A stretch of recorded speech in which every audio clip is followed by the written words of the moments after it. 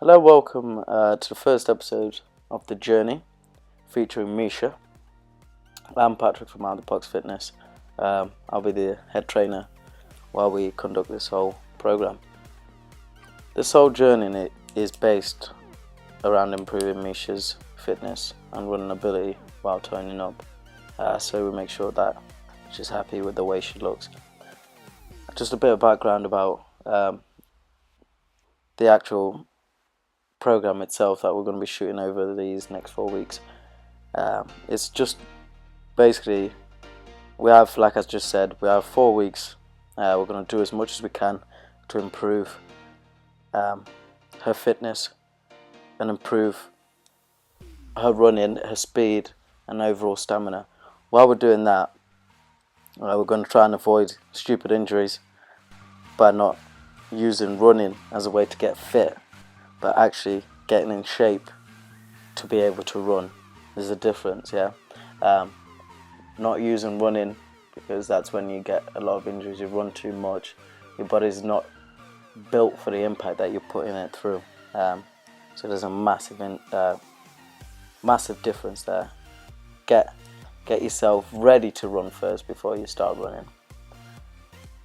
With that in mind, then your body needs to be strong. You have to be strength training as well, getting your lower body stronger and your core so you can handle the impact that you're going to be absolutely smashing your body through. Throughout these 4 weeks, she's going to do speed intervals, hills and weights.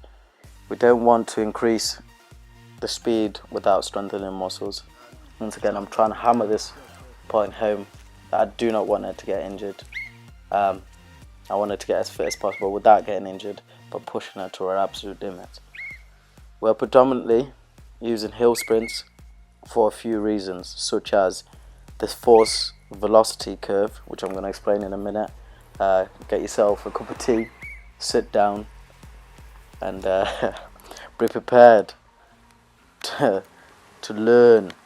But anyway, moving on.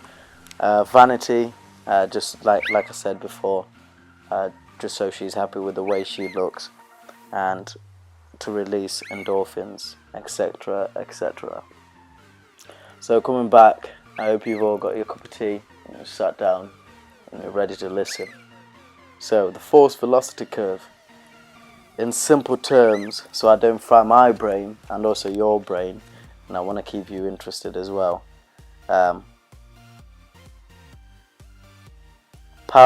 There was a powerlifting guru, probably in like a long time ago. His name was Louis Simmons. He once said if you tried throwing a bowling ball, it wouldn't go very far, obviously because it's too heavy. That's where the mass comes in.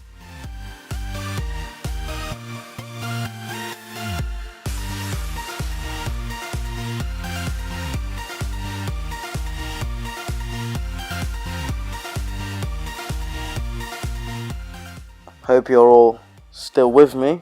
I'm gonna try and make this as little painful as possible. If you throw a plastic ball, it will end up being a short throw as well, because there is no mass.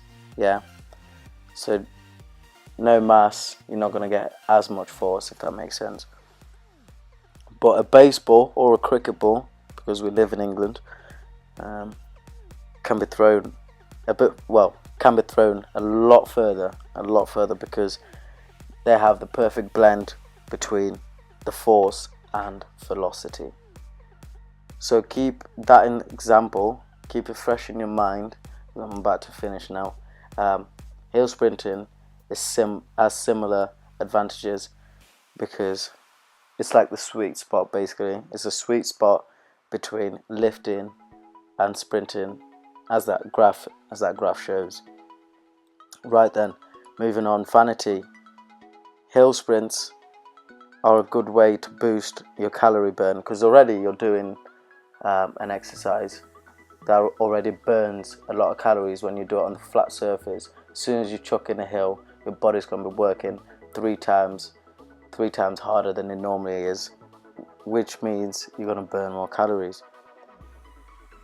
With that in mind, it will have amazing effects on your body. your body composition will be so much better, and you will look a lot different when you chuck hill sprints in. And last thing, endorphins then. So weird, I know. Who's gonna get a release of endorphins after doing such a disgusting thing?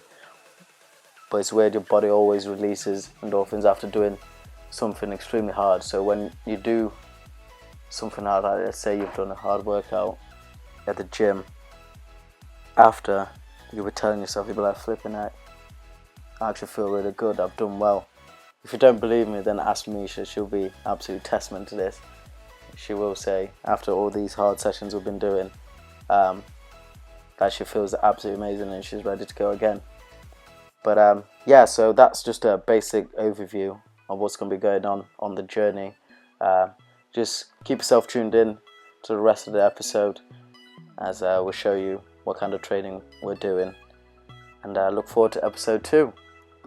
Many thanks.